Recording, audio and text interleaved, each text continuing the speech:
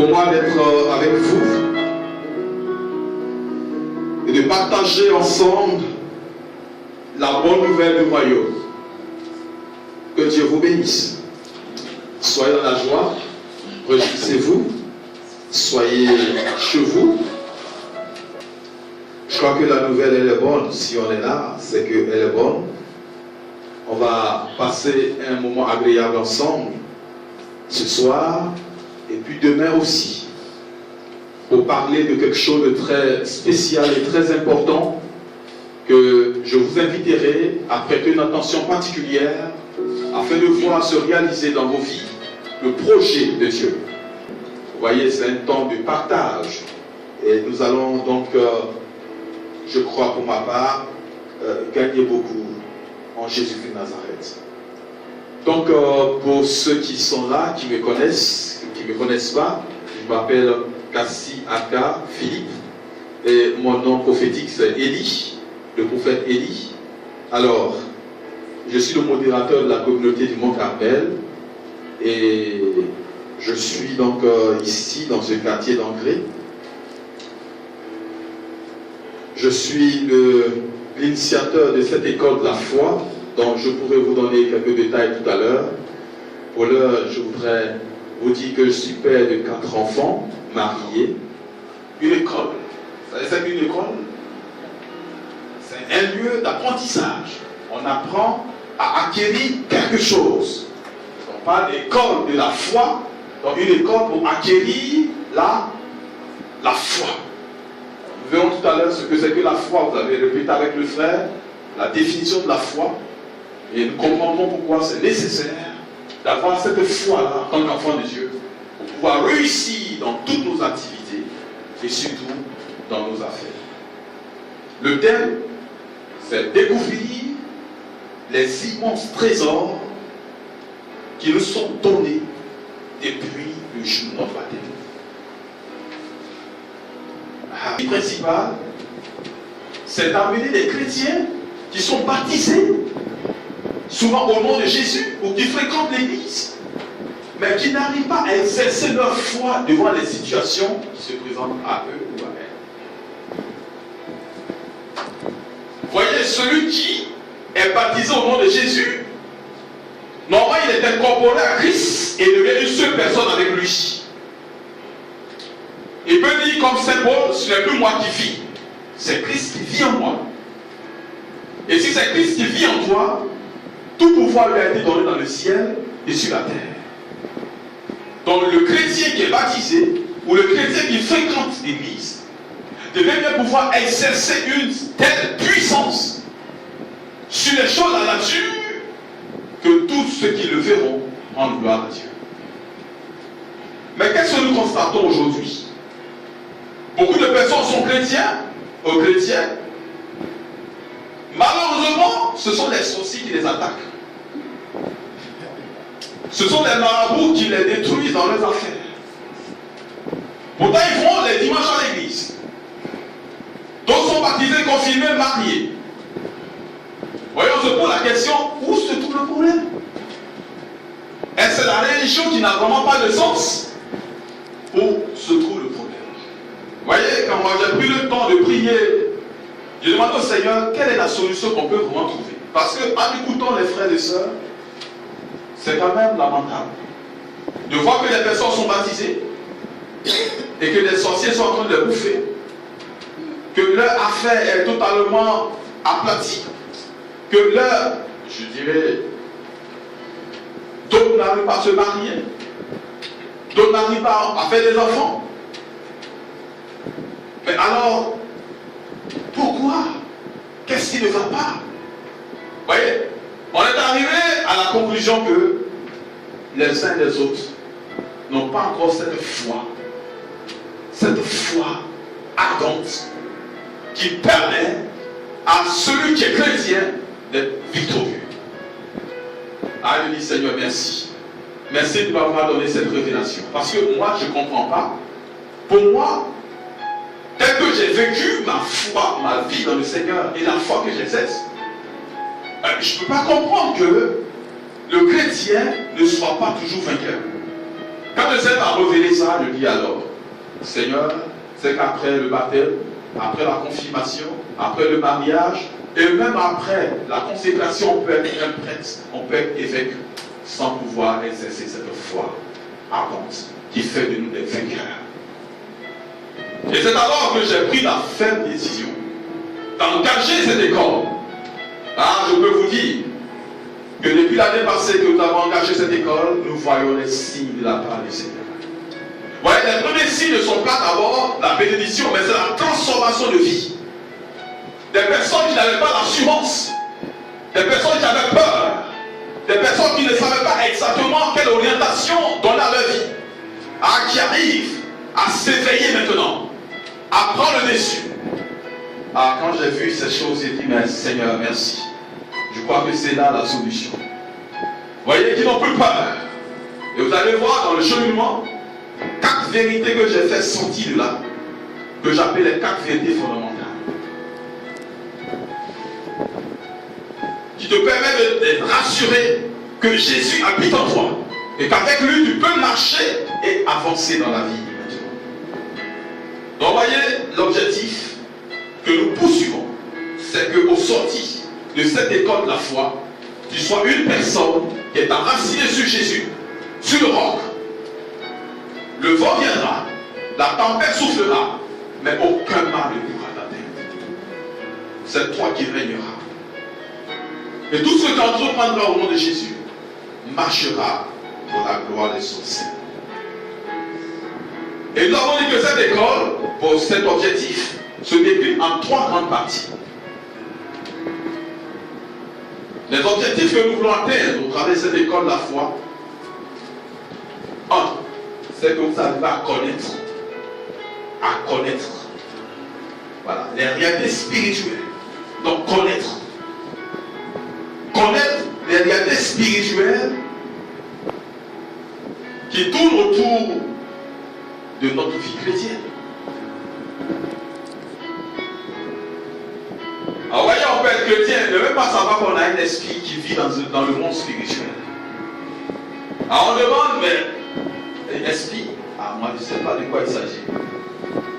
Ton âme, je ne sais pas de quoi il s'agit. Ton corps, oui, là je sais. Donc connaître, nous allons révéler un certain nombre de réalités spirituelles pendant ce séminaire. L'objectif du séminaire, les 2 jours, c'est de connaître ces réalités spirituelles. Après le séminaire, une fois que vous connaissez ces choses, ça ne suffit pas. Il faut que vous utilisez ce que vous connaissez pour vous exercer. Donc, faire des exercices spirituels qu'on va vous accompagner à les faire. Amen. Comment vivre une vie spirituelle. Je n'ai pas dit comment prier, mais il dit vivre une vie spirituelle. J'ai été scandalisé en écoutant les petits enfants pour lesquels nous avons prié pour leur délivrance, qui ont pratiqué déjà la sorcellerie. Mais quand ces enfants racontent la manière dont ils pratiquent la sorcellerie, ça peut vous révolter en tant que chrétien. Alors vous ne savez rien. Un petit enfant, parce qu'il a été initié à la sorcellerie, te raconte les expériences qu'ils vivent, comment ils traitent les hommes dans le monde physique ici. Je crois que ça a été pour moi une grande révolution. J'ai dit, c'est pas possible. Il faut que les chrétiens sachent exactement qu'il y a une vie spirituelle, qu'on n'a pas besoin d'être sorcier d'abord avant de vivre une vie spirituelle. Si on parle de Jésus de Nazareth, on ne l'a jamais vu de nos yeux. On croit en lui. On a confiance en lui. Parce qu'il est encore présent en esprit.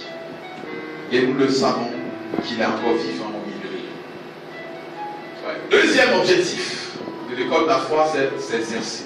Vous amenez à vous exercer jusqu'à vivre une vie spirituelle. Et quand vous serez en train de vivre une vie spirituelle, vous serez en train de vivre la foi. Car la foi, c'est la ferme assurance qu'on a des choses qu'on espère, en fait des choses qu'on ne voit pas encore physiquement. Mais si vous n'avez pas une vie spirituelle, vous ne pouvez pas voir les choses qui sont encore invisibles. Maintenant,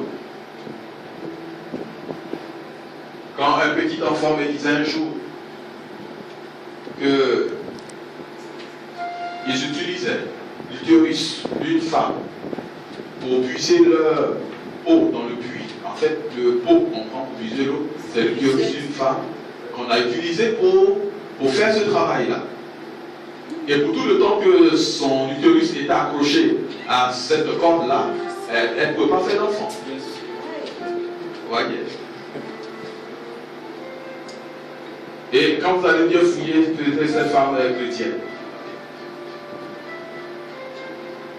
Mais quand vous allez apprendre à connaître ces choses spirituelles, concernant notre Seigneur Jésus, concernant les anges, concernant le Saint-Esprit, concernant le sang de Jésus de Nazareth, alors vous allez vous rendre compte que vous êtes des grands médecins. Jésus a acquis pour vous des choses extraordinaires, que par faute de connaissance, le malin essaie de vous utiliser. Mais quand vous allez connaître, il sera obligé de réjouir. Alléluia. Et le dernier point, sinon le dernier objectif que vous devez atteindre en vivant cette école de la foi, c'est quoi? C'est pratiquer. Amen. Osez pratiquer dans vos lieux de vie.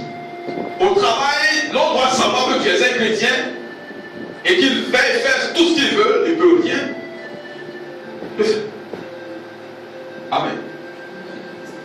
Pratiquez à la maison. Il faut affirmer votre foi devant les gens de la maison, ils sauront que vous avez Christ en vous. Et ils ne pourront jamais vous toucher. Amen. Il faut confirmer, il faut confesser votre foi au nom de Jésus de Nazareth. Et vous verrez que la gloire de Dieu vous sera accordée. Donc voici un peu pour l'école de la foi. Donc pratiquer, c'est pendant le temps des stages. Amen. Pendant le temps des stages. Quand les aides ont fini, pendant le temps des stages, on a vu des signes extraordinaires. Des témoignages concrets. Vraiment des témoignages concrets. On bénit Dieu de voir notre papa avec sa femme qui est là. Mais il y a certaines femmes dont les maris sont hostiles. Mais après l'école de la foi, la sœur, elle témoignait, elle n'a pas pu témoigner. Mais après l'école de la foi, c'est son mari qui lui dit, mais tu ne vas pas à la prière? Tu ne vas pas la prier. Alléluia. Ce n'est ni par la force, ni par la puissance, mais c'est par l'Esprit de Dieu que tout ça. Donc le dernier point qui est s'exercer est aussi très important, très capital. Donc voici comment nous allons terminer cette école de la foi au nom de Jésus de Nazareth. Et si vous avez fait ce parcours, je vous dis, environ ça fera près de 3-4 mois de cheminement réel. Il y a d'abord près de 40 jours, 45 jours. Et puis après, nous avons le reste du temps pour le stage. Souvent, on a envie d'avoir la foi d'un seul coup, sur le champ. Mais ce n'est pas comme ça. Amen. Même Jésus, notre maître, il a été à l'école de la foi. Vous savez, il a été à l'école de la foi. Première étape. Avant 30 ans, il a étudié la parole de Dieu. Il était dans les synagogues. Il a étudié véritablement les Écritures. Il connaissait la parole. Deuxième étape. Il va commencer par s'exercer. Il s'est retiré. Il est venu se faire baptiser. Et après son baptême, il est entré au désert.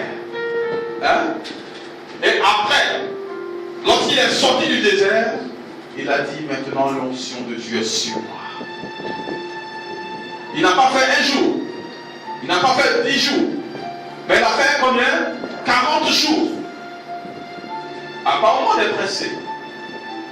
Mais pour être médecin, on ne se lève pas et puis en un temps, on est médecin.